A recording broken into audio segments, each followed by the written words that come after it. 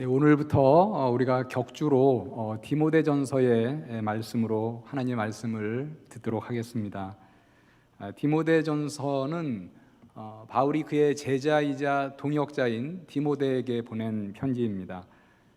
디모데는 소아시아, 지금의 터키 지역인데요. 그 소아시아 지역의 에베소라는 큰 도시에서 바울과 함께 목회를 했습니다. 바울이 이제 선임 목회자였겠죠. 그리고 디모데는 이제 후임 목회자로서 같이 바울을 도와서 이제 목회를 했습니다. 그런데 이제 바울이 다른 사역지로 가면서 마게도냐라는 다른 이제 사역지로 목회를 하러 가면서 디모데를 에베소에 남겨 놓았습니다. 디모데랑 같이 가지 아니하고 디모데를 에베소에 남겨 두면서 디모데에게 이제 어떠한 그 사명을 이제 맡기고 바울은 에베소로 그 마게도니아로 에베소에서 건너갔습니다. 그래서 이 디모데전서에 보면 선임 목회자가 후임 목회자인 바울이 디모데에게 준 말하자면은 어떤 그 목회에 대한 조언 이런 책입니다. 그래서 우리가 이제 성경 중에서 디모데전서 그리고 디모데후서 그리고 디도서 이 세 책을 목회서신이다 이렇게 또 묶어서 말을 하기도 합니다. 바울이 후배 목회자에게 보낸 그런 이제 목회서신이다라는 거죠. 디모데전서의 말씀을 우리가 함께 읽고 또 들으면서 2000년 전에 바울이 디모데에게 보낸 이 편지가 지금 우리에게 주는 말씀은 또 무엇이고 또 우리 삶에 적용할 수 있는 말씀은 무엇인지 생각해보고 또 이 말씀을 우리에게 적용할 수 있는 또 말씀대로 살아가는 우리 모두가 되기를 바랍니다. 오늘 본문 3절 이하에 보면 바울이 디모데와 함께 목회했던 에베소를 떠나서 이제 마게도냐로 가면서 디모데를 에베소에 계속 남겨둔 이유를 말하고 있습니다. 이 이유는 이런 거겠죠. 내가 너를 남겨둔 이유는 이것은 꼭 이 에베소에서 내가 확실하게 해야 하는 것이다. 너에게 사명을 주기 위해서 내가 너를 남긴다라는 것입니다. 우리 3절과 4절을 좀 보겠습니다. 내가 마게도냐로 갈 때에 너를 권하여 에베소에 머물라 한 것은 어떤 사람들을 명하여 다른 교훈을 가르치지 말며 신화와 끝없는 족보에 몰두하지 말게 하려 함이라. 먼저 여기서 우리가 알 수 있는 것은 바울이 에베소를 떠날 때에 에베소에는 다른 교훈, 즉 다른 교리를 가르치는 거짓 교사들, 이단들이 있었다라는 것입니다. 바울은 디모데에게 그 사람들이 다른 교훈, 다른 교리를 가르치지 못하게 하라는 지침을 맨 처음으로 주고 있습니다. 이 교회의 초창기, 우리가 초대교회 시대 이렇게 얘기하는데 이 초대교회에는 지금보다도 성경을 잘못 해석하는 그러한 거짓 교사들이 교회 안으로 들어와서 성도들에게 잘못된 교리로 미혹하는 경우가 많이 있었습니다. 제가 한 두 가지 정도 초대교회의 그 잘못된 대표적인 교리를 말씀을 드리면요. 첫 번째는 이제 어떤 유대인들은 이렇게 이방 지역에 있는 기독교 교회에 들어와서 무엇이라고 얘기를 하냐면 여러분들 예수 믿고 구원받는다 이렇게 듣고 있지만 사실은 그렇지 않습니다. 예수를 당연히 믿어야 되고 또한 구약의 율법을 지켜야 합니다. 구약시대 유대인들이 율법을 다 지켰던 것처럼 예수를 믿고 구약의 율법을 다 지켜야지 구원을 받습니다. 이렇게 잘못된 교리를 가르치는 그런 거짓 교사들이 상당히 많이 있었습니다.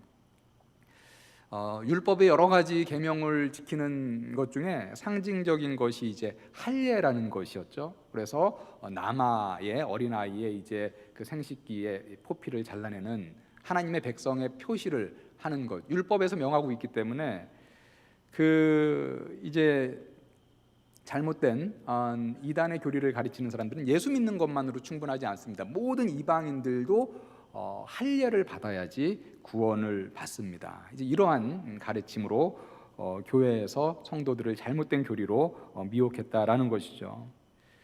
로마서 3장 28절과 같은 말씀을 보면 구원은 율법의 행위가 아니라 믿음으로 얻는다라는 것을 분명하게 천명하고 있습니다. 사람이 의롭다 하심을 얻는 것은 율법의 행위에 있지 않고 믿음으로 되는 줄 우리가 인정하노라. 또 다른 초대교회에 아주 흔하게 많이 퍼졌던 이단 중에 하나는요, 영지주의라는 그런 이단이었는데, 이 영지주의라는 이단은 뭐냐면 우리 영지주의자들이 구원에 이르는 비밀한 지식을 갖고 있다. 예수 그리스도 복음만으로 충분치 않다. 우리가 갖고 있는 영적인 지식, 영적인 비밀을 너희들이 알아야지 구원받을 수 있다. 이렇게 미혹하였습니다. 바울은 디모데에게 이렇게 다른 교훈, 다른 교리, 거짓된 가르침을 가르치는 자들이 교회에서 가르치지 못하게 하라라고 지금 디모데에게 맨 처음 말하고 있습니다. 우리가 이 말씀을 지금 이 시대에 좀 적용을 해본다면요, 사실은 지금 이 시대는 초대교회와는 달리 어떤 이단들이 교회 안으로 들어와서 가르칠 수 있는 그런 상황은 거의 없습니다. 왜냐하면 지금은 이제 교회는 이제 각 교단에 속하게 되고 이제 교회에서 가르치는 사람들은 이제 각 교단에서 공식적으로 안수한 목회자들, 목사님들, 그리고 또 그 교단의 이제 신학교에서 배우고 있는 신학생들, 전도사님들이 가르치도록 교회에서 허락을 하고 있기 때문이죠. 그래서 초대교회와는 달리 이렇게 이단들이 쉽게 들어와서 교회에서 잘못된 교리를 가르치는 것은 많이 볼 수는 없습니다. 그렇지만 그렇다고 해서 우리가 다른 교훈에 대한 경계, 다른 교리에 대한 경계를 소홀히 할 수 있느냐? 그렇지도 않은 상황이 지금의 현실입니다. 교회 안에 들어와서 다른 교리를 가르치기 어려워지자 아주 공격적인 이단들은 교회에 몰래 잠입해서 다른 교리를 가르치면서 성도들을 미혹하고 있습니다.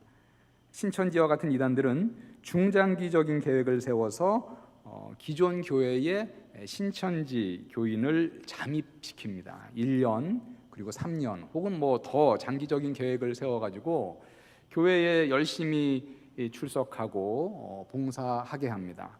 그리고 나서 이제 어떤 교회에 가르칠 수 있는 직을 맡게 될 때까지 기다리는 거죠. 구역장, 순장 이러한 직을 이제 맡게 됩니다. 그리고 그러한 자리에 이르게 되면 그때부터 본색을 드러내는 거죠. 이단의 교리를 가르치고 영적으로 아직 미성숙한 그런 성도들을 미혹하여서 신천지로 데려가는 그런 경우가 있었습니다. 그리고 지금도 있습니다. 심지어 어떤 교회들은 교회 전체가 신천지에 넘어가는 경우도 있었습니다. 신천지에서는 이렇게 교회 전체를 접수하는 것을 자기네들 말로 산옮기기 이런 말을 한다고 합니다.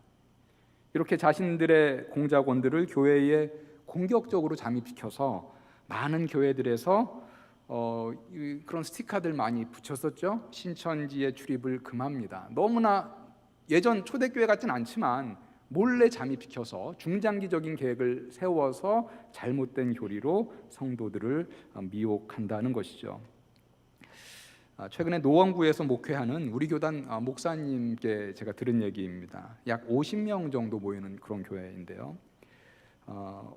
올해 초에 이제 1월 달에 그 새로운 성도들이 교회로 좀 왔다고 합니다. 몇 주 간격으로 새로운 분들이 와서 이렇게 등록을 했는데 그분들이 교회에 나오면서 열심히 나오시더래요. 주일 오후 예배도 드리고 수요 예배도 드리고 아주 적극적으로 교회의 활동에 참석을 했다고 합니다. 교회로서는 기쁜 일이죠. 목사님도 처음에는 하나님께서 이렇게 함께 섬길 수 있는 일꾼을 보내주셨나 보다 이렇게 생각을 했는데 조금 지나서 약간 수상함을 느꼈다고 합니다. 새로 나온 분들이 가만 보니까 이미 서로 잘 알고 있는 것 같더래요. 그리고 어느 날은 이제 그 주일에 목사님이 이단의 경계에 대해서 설교를 하는데 신천지에 대해서 좀 언급을 하자 그분들의 얼굴이 눈에 띄도록 이렇게 아주 굳어짐을 목사님이 보았다고 합니다. 그리고 이제 교회의 이제 주일날 대표 기도 이런 시간에 보니까 그 사람들이 새로 나온 분들이 서로 눈을 뜨고 이렇게 눈짓을 하는 것을 성도들이 이렇게 목사님에게 좀 얘기를 해주고 해서 목사님이 조금 수상하다 이렇게 생각을 하고 있던 차에 제보를 받아서 이 사람들이 이제 신천지에 다니는 사람들입니다라고는 제보를 받아서 그들을 내보냈다라는 얘기를 제가 최근에 들었습니다. 그리고 그 교회가 상계동에 있어요. 노원구 상계동에. 올해 초에 일어난 일입니다.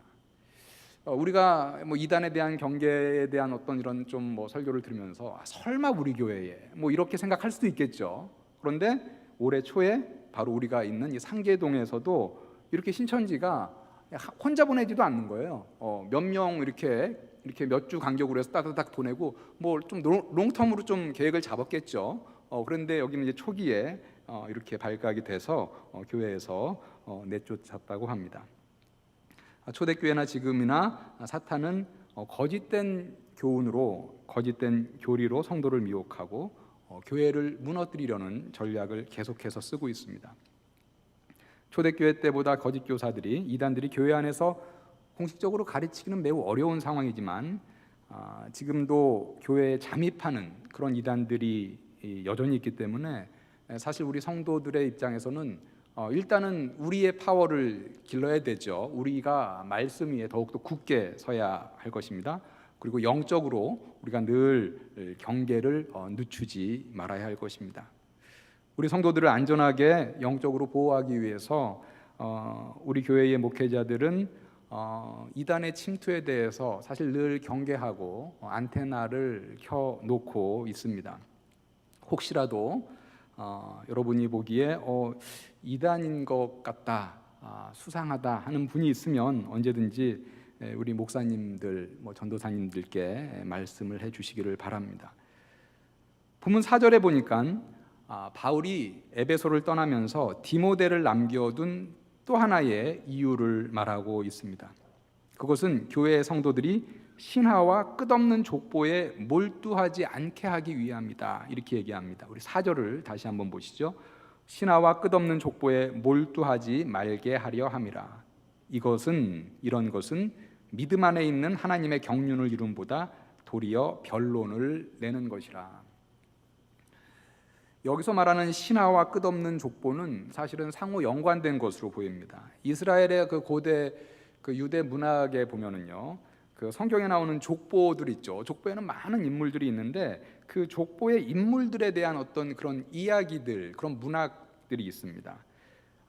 많은 경우 그러한 문학들은 사실이 아닌 신화에 불과한 것인데 에베소 교회 안에는 지금 이러한 신화와 족보에 몰두하는 경향이 있었다. 이것을 내가 디모데 너가 막아야 한다 이렇게 말을 하고 있습니다. 이렇게 본질이 아닌 것에 집중하는 것 자체가 매우 일단 자체가 안타깝고요. 그 다음에 이렇게 비본질적인 문제로 교회 안에 불필요한 변론 그리고 사변적인 논쟁 이런 것이 거듭되는 것은 하나님의 뜻이 아니었습니다. 우리 그리스도인들이 성경 말씀을 읽고 들을 때 잊지 말아야 할 것 중에 하나는 성경에서 말하는 데까지 우리가 이르러야 하고 그 이상에 대해서 상상의 나래를 펴는 것은 매우 위험하다라는 것입니다. 특히 우리 사람들은 영적인 세계에 대해서 늘 많은 관심을 갖고 있죠. 그리고 성경을 읽고 말씀을 볼 때 성경에서 말하는 어떤 영적인 현상, 영적인 세계 이런 것에 관심이 참 많습니다. 그런데 성경에 보면 영적인 세계에 대해서 어느 정도 말을 하고요, 또 어느 정도는 말하고 있지 않습니다. 어느 정도는 가리워져 있다라는 것이죠. 그런데 그 가리워져 있는 것까지 우리가 알기 위해서 억지로 과도한 상상력을 발휘해서 말하기 시작하면 사실은 그게 다름 아닌 이단으로 빠지는 첩경이다라는 것입니다. 하나님은 하나님의 완벽하신 계획과 뜻 안에서 우리 인간들이 알아야 할 것까지 계시하여 주셨고 알 필요가 없는 것은 계시하여 주시지 않았습니다. 그런데 계시하여 주시지 않은 것에 관해서 계속해서 여러 가지 설을 내고 그리고 쓸데없는 사변적인 논쟁을 거듭한다면 오늘 4절에서 말씀하듯이 그것은 하나님의 경륜, 다시 말하면 하나님의 뜻, 하나님의 계획을 이루는 것이 아니다라는 것입니다. 하나님이 원하시는 것은 하나님이 계시하여 주신 것 외의 것으로 그리스도인들이 서로 논쟁하는 그런 것이 아니라 하나님이 계시하여 준 말씀, 그 말씀을 우리가 착실히 배움으로, 그리고 하나님이 원하시는 것은 무엇이냐? 서로 사랑하는 것이다 라고 오늘 5절에서 말씀하고 있습니다. 우리 5절 말씀 다 같이 한 목소리로 다 같이 읽어보도록 하겠습니다. 5절입니다. 시작. 이 교훈의 목적은 청결한 마음과 선한 양심과 거짓이 없는 믿음에서 나오는 사랑이거늘. 여기서 이 교훈이라고 번역이 됐는데요, 이 교훈은 다른 말로 가르침, 다른 말로 교리, 다른 말로 성경, 다른 말로 진리, 우리가 이렇게 좀 여러 가지로 번역할 수 있는 포괄적인 그런 의미입니다. 우리 성경에서는 교훈 이렇게 번역을 했습니다. 이 교훈의 목적에 대해서 우리가 좀 잠시 생각을 해보도록 하겠습니다. 이 교훈의 목적은 무엇이냐? 지금 여러 가지를 말을 하고 있는데, 첫 번째, 마음의 청결한 마음이다 이렇게 얘기를 하고 있습니다. 성경에서, 교회에서 성경을 가르치는 것, 바른 교훈을 가르치는 것, 바른 교리를 가르치는 것, 이러한 가르침을 받은 자라면 마땅히 맺어야 할 열매, 청결한 마음이다라는 거예요. 청결한 마음, 무엇일까요? 청결한 마음, 말 그대로입니다. 죄로 얼룩지지 않은 마음을 말합니다. 깨끗한 마음을 말합니다. 교만함, 그리고 탐욕, 음란함, 미워함, 이러한 죄로 물들지 않는 마음, 청결한 마음을 말합니다. 물론 죄의 얼룩이 하나도 없이 완벽하게 깨끗한 마음으로 일평생을 살아가는 사람은 아마 없을 것입니다. 그러나 교회의 가르침을 받은 사람, 이 교훈을 받은 사람, 이 교리를 배운 사람은 그 전보다 훨씬 더 청결한 마음의 열매를 맺어야 한다라는 것입니다. 성화라고 우리가 얘기를 하죠. 날로 날로 성화되고 날로 날로 거룩하여져서 마음의 청결함을 더해가야 한다라는 것입니다. 마태복음 5장 8절에 보니까 마음이 청결한 자가 받을 복에 대해서 얘기합니다. 마음이 청결한 자는 복이 있나니 그들이 하나님을 볼 것이며. 이 말이 무슨 말이냐면요, 마음이 청결한 자는 복이 있나니 그들이 하나님이 계신 천국에 들어가서 하나님을 만나고 하나님을 보는 복을 누릴 것이다 라는 것입니다. 두 번째, 바른 가르침, 바른 교훈, 바른 교리를 배운 사람이 맺어야 하는 열매는 오늘 말씀해 보니까 선한 양심 이렇게 얘기를 하고 있습니다. 언뜻 보면 마음과 양심은 비슷한 말 같습니다. 여기서 양심은요, 선과 악을 분별하는 분별력을 말합니다. 누가 우리에게 불의에 타협하라 이렇게 얘기했을 때 우리의 양심이 선하다면, 즉 선과 악을 분별하는 분별력이 살아있다면 불의에 타협하지 않을 것입니다. 그러나 그러한 분별력이 흐릿해졌다면, 선과 악을 분별하는 분별력이 흐릿해졌다면, 양심이 죽어 있다면 불의에 타협하고 죄에 빠지게 될 것입니다. 디모데전서 4장 2절에 보니까 양심이 화인을 맞아서, 이 화인을 맞다라는 말은 어떤 불화살 이런 것에 이렇게 양심이 말하자면 불도장에 찍혀졌다, 불에 지져졌다라는 의미죠. 그래서 화인을 맞아서 양심이 죽게 되면 이러이러한 죄를 짓는다 말씀이 있습니다. 디모데전서 4장 2절에 보니까 자기 양심이 화인을 맞아서 외식함으로 거짓 말하는 자들이라. 외식함과 거짓의 죄의 결과, 물론 양심이 화인을 맞은 경우 이 죄만 결론적으로 가져온다 그런 것은 아니겠죠. 양심이 화인을 맞으면 양심이 이렇게 불에 지져져서 양심이 다 타서 죽어버리면 결국은 죄의 결과를 가져온다라는 것입니다. 우리가 바른 교훈, 바른 교리를 배운 그리스도인이라면 선한 양심을 가지고, 즉 다시 말하면 선과 악을 잘 분별하는 그런 살아있는 분별력을 가지고 살아야 한다라는 것입니다. 세 번째, 바른 교훈, 바른 교리가 목적하는 것은 거짓이 없는 믿음이다, 이렇게 말을 합니다. 거짓이 없는 믿음은 말 그대로 하면 사실은 성경대로 믿는 믿음이다라는 것입니다. 사도들의 가르침을 따라서 교회에서 교리를 배운 사람은 마땅히 거짓 없이 성경대로 믿는 믿음을 소유해야 한다라는 것입니다. 여러분들은 바른 교훈, 또 바른 교리가 목적하는 청결한 마음, 그리고 선한 양심, 거짓이 없는 믿음의 열매를 지금 다 지니고 살아가고 계신지 모르겠습니다. 여러분들이 교회에서 말씀의 가르침을 받은 이후에 여러분들의 마음은 더 청결해지셨다라고 이렇게 생각을 하시는지요? 여러분의 양심은 더 선하여지셨습니까? 선과 악을 분별하는 그 분별이 더 선명해지셨습니까? 아니면 동일하거나 오히려 선과 악을 분별하는 것이 더 퇴색해지셨습니까? 그리고 성경대로 믿는 참 믿음을 소유하고 계십니까? 오늘 말씀에서 말하는 것은 이러한 다른 가르침이 아니라 교회의 정통 가르침, 성경의 진리, 이 가르침의 목적은 바로 선한 마음과 선한 양심과 그리고 거짓이 없는 믿음이다라고 말을 하고 있습니다.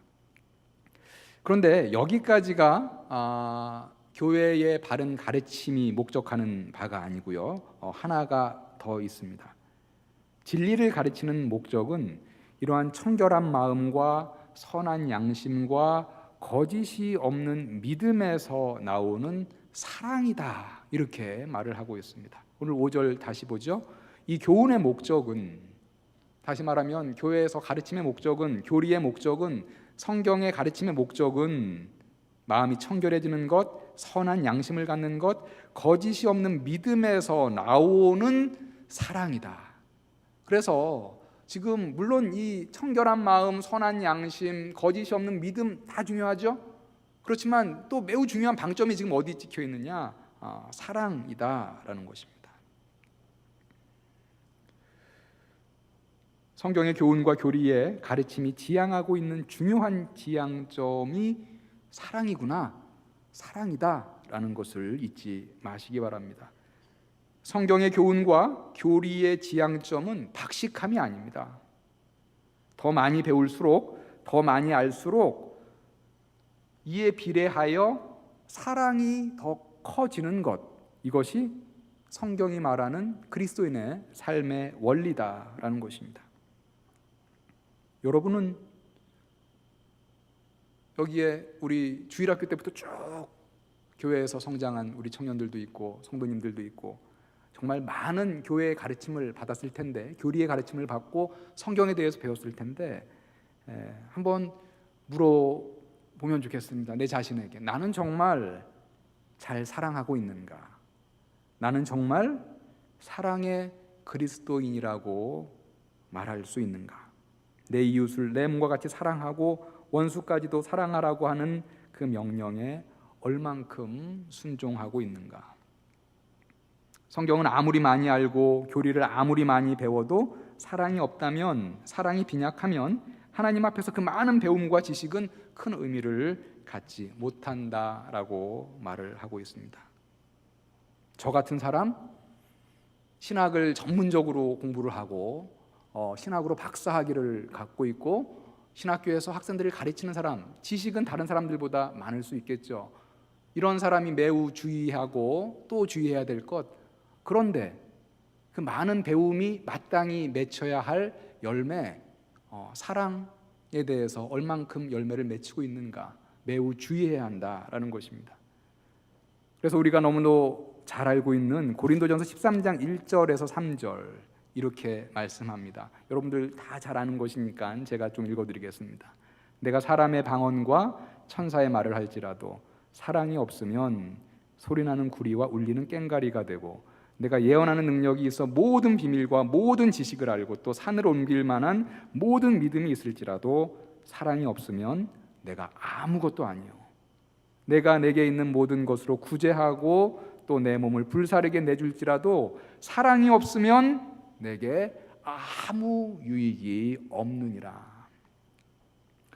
고린도전서 13장 1절에 이제 이렇게 시작하죠. 내가 사람의 방언과 천사의 말을 할지라도. 여기서 이제 사람의 방언은요, 원어로 보면은 이제 복수입니다. 사람들의 방언들, 사람들의 언어들이죠. 그래서 어떤 사람이 정말 사람들의 언어들을 많이 한다 할지라도 나는 5개국어를 한다. 영어, 불어, 독일어, 중국어, 일본어, 한국어, 나는 7개국어를 한다. 이렇게 아무리 사람의 언어들을 잘 얘기한다 할지라도, 말한다 할지라도, 그런 능력이 있다 할지라도, 심지어는 천사들이 하는 말, 어떤 말인지 모르지만 천사들의 말까지 할 수 있는 그런 능력이 있다 할지라도 사랑이 없으면 소리나는 구리와 울리는 꽹과리가 된다.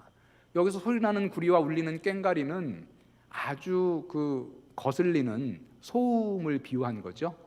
그렇게 몇 개국어를 얘기하고 천사의 말을 한다 할지라도 사랑이 없으면 그거 거슬리는 소음에 불과하다라는 것입니다. 예언의 능력이 있고 모든 비밀과 지식을 알고 산을 옮길 만한 큰 믿음이 있어도 사랑이 없으면 아무것도 아니다. 심지어 내게 있는 모든 것으로 구제하고 내 몸을 불사르게 내어줄지라도 사랑이 없으면 내게 아무 유익이 없다, 이렇게 얘기합니다. 사랑하지 않는데 모든 것으로 구제할 수 있을까요? 구제할 수 있습니다. 자기 선행을 자랑하고 자기 의를 드러내려고 사랑 없이 구제할 수 있겠죠. 사랑하지 않는데 자기 몸을 불사르게 내어줄 수 있을까요?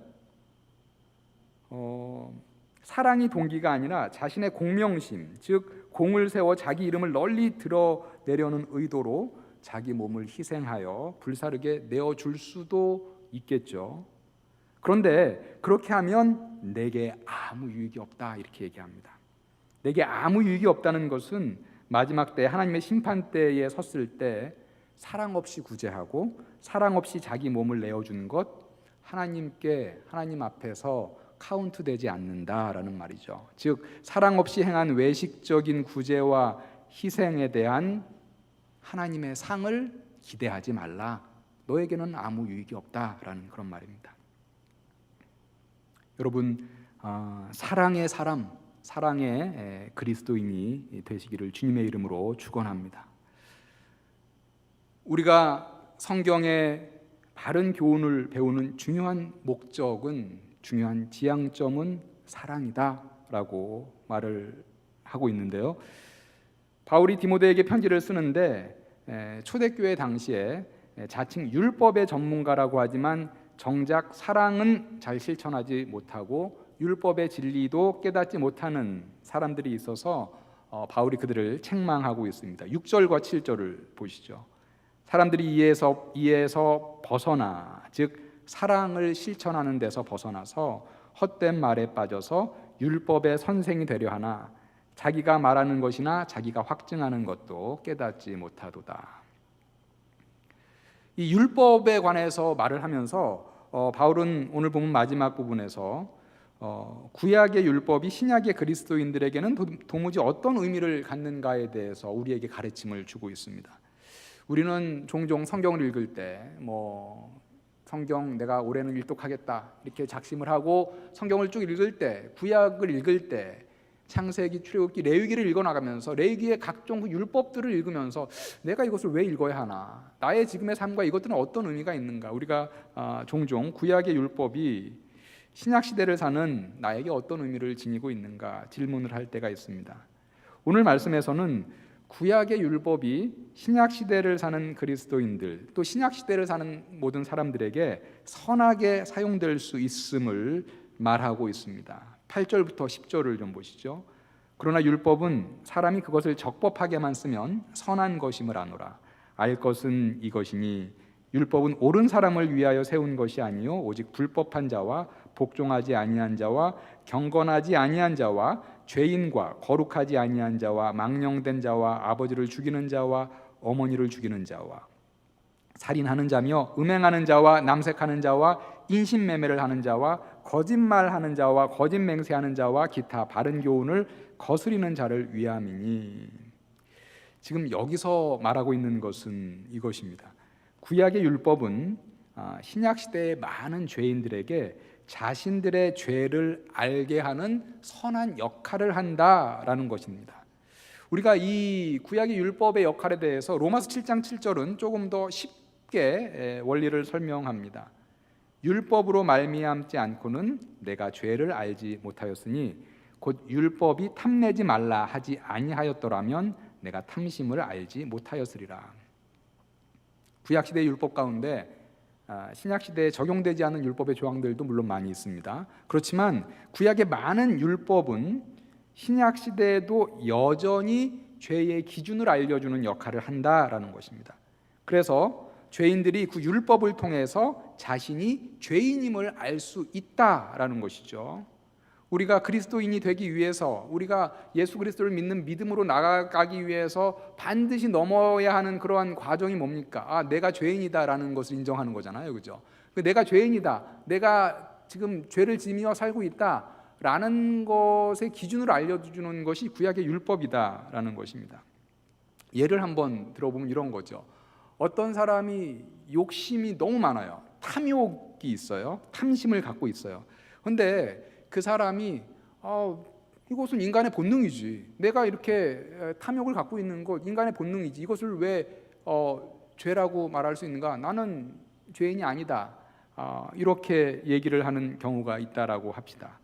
그런데 율법에 보니까 탐내지 말라라는 율법이 있다라는 거예요. 그럼 그 율법을 보면 탐내는 것, 탐욕을 갖는 것, 탐심을 갖는 것은 죄구나 라는 것을 알 수 있다라는 것이죠. 그래서 신약 시대에도 구약의 율법을 여전히 선하게 사용할 수 있다. 그러면서 지금 8절, 9절, 10절에 보면 쭉 여러 죄에 대해서 나열을 하고 있습니다. 우리 그리스도인들은 율법을 준수함으로 구원을 받는 것은 아니지만 율법을 통해서 우리의 죄를 알게 된다라는 것이죠. 로마서 3장 20절은 이렇게 말씀을 합니다. 율법의 행위로 그의 앞에 의롭다 하심을 얻을 육체가 없나니 율법으로는 죄를 깨달음이니라. 오늘 말씀을 정리하도록 하겠습니다. 바울이 자신의 동역자 디모데에게 부탁하는 것은 에베소 교회 안에 다른 가르침, 다른 교훈, 다른 교리를 가르치는 것, 그러한 것들을 너가 막아라, 진리만이 가르쳐지도록 감독하고 지도하라라는 것입니다. 초대교회나 지금이나 사탄의 하수인인 이단들은 진리를 왜곡하고 다른 교리를 가르치며 성도를 미혹하고 있기 때문에 성도들은 거짓 교리의 미혹에 늘 경계를 늦추지 말고 말씀 위에 더욱더 굳게 서야 할 것입니다. 말씀의 진리 위에 굳게 선다는 것은 하나님이 성경에 계시하신 것 이상의 것을 알기 위해서 사변적인 상상과 논쟁에 빠지는 것이 아니라 성경에 계시하신 그 말씀을 가지고 그 말씀을 배워서 그 진리 위에 굳게 서는 것입니다. 오늘 말씀에서는 그 진리 위에 굳게 서는 것에 대해서 이렇게 얘기를 합니다. 바른 가르침, 바른 교리를 따라서 죄로 얼룩지지 않은 청결한 마음, 선과 악을 제대로 분별하는 선한 양심, 그리고 성경대로 믿는 거짓이 없는 믿음의 열매를 맺으라 라고 말을 하고 있습니다. 그리고 이러한 청결한 마음, 선한 양심, 거짓이 없는 믿음은 사랑으로까지 반드시 이어져야 한다라고 오늘 말씀은 가르치고 있습니다. 사랑하는 성도 여러분, 바른 가르침, 바른 교리를 배워서 이전보다도 더욱 청결한 마음, 그리고 선한 양심, 거짓이 없는 믿음의 열매를 맺을 뿐만 아니라 여러분들이 더욱더 사랑함으로 그러한 열매들을 여러분의 삶으로 증언하시는 우리 모든 성도님들 다 되시기를 주님의 이름으로 간절히 축원합니다.